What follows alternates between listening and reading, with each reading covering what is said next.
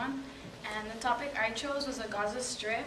I don't know if any of you guys know what the Gaza Strip is. Some people do, some people don't. For me, it's really interesting, and this is the area where the Gaza Strip is. This is Egypt right here, and then this is Israel. What happened was, well, okay, I'm going to tell you a story. How hard can it be to be born into an area and into a family where there's hate around you everywhere? The Nazis have persecuted the Jews, the Palestinians persecute the Jews. So just try to put your mentality into the shoes of, for this little moment in my story, and just visualize yourself as a Jew and through all the hate and persecution that they've gone through. Okay, so this area is based on, it can be based on a biblical story, and I choose to believe it is because it really does make sense, but some historians don't believe, so I'm still going to tell the story because it makes it pretty interesting and correlates it. So in biblical times, I don't know if you guys know the story of Abraham, Isaac, and Sarah. Abraham was husband of Sarah, and Sarah couldn't have kids, so Sarah was asking God to have a child. That's the pretty story that everybody knows, where Isaac was born, and that's the descendants that followed through David and Solomon and Jesus. But before that, Sarah really wanted to have kids, so Sarah said, have my maidservant Hagar, and you could have kids through her. That's where Ishmael was born. Ishmael was born through not the birth of Sarah, which is his wife, but someone else. So historians believe that through those stepbrothers, Ishmael and Isaac, that's where the Palestinians and the Jews are first born. So that's where the hatred comes in. After that, David, and they had their kids, and David and Solomon came into the descendants' line.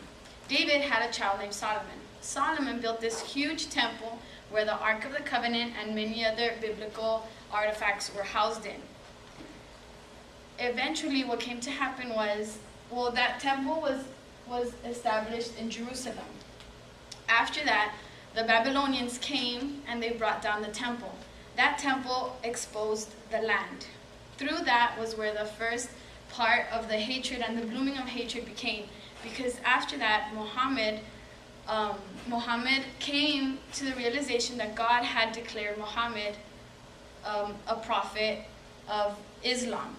So through that came the temple Dome of the Rock, which was established by the Islams. Through that, the Jerusalem claimed that since that land was theirs, that the Dome of the Rock isn't supposed to be there, because that's where Solomon's temple was. So that's where the clash comes in between Jerusalem and the Palestinians. So why all this hate? Why the hate between them and the clash that they've always had? It's through the battle that they're both trying to get the promised land back. Jews claim that it was from the Solomon's temple, which was the Jewish people, and the Palestinians claim it through Muhammad, which is the Palestinian people. Through that has come this great hatred and repercussions of the hate that they've had. Suicide bombings, they've had all of these things occur to them, and some historians also believe that 9/11 was, in fact, revenge from the fact that U.S. is trying so hard to help the Jewish people regain their land back, which is supposed to be where the Dome of the Rock presently is. So the Gaza Strip is this area that has been conveniently divided to separate the Jewish people and the Palestinians from the fighting. It's a very small strip of land. It's very little. It's tiny. I think you could walk from one end to the other, and that's what makes it so weird, is how so many people could be fighting for one piece of land, which is where that Dome of the Rock presently is, and that's where all the hatred comes in. So when is all this gonna end? When is all this gonna end, this hatred and all this stuff? So in 2005, Israel was actually trying to come up with a way to evacuate themselves from the Gaza Strip to kind of get away from all the hatred and all that stuff. So that's what's been going on also. They've been trying to evacuate and trying to get rid of all that stuff. And also, after that, when will it end? Like, when will the Jewish people be like, okay, that's your land? And when will the Palestinians be like, okay, that's your land? So it's really hard, but some biblical references are also coming to pass, where prophecies also claim that once the Solomon Temple is rebuilt, where the Dome of the Rock presently is, that's when Armageddon is going to begin, because of what had happened in all those biblical times back then. that presently that's what will occur. That the Israelites will finally get their land back, build their Solomon temple, and that's where Armageddon is going to begin. So in conclusion, I hope you guys got a better understanding of what the Gaza Strip is.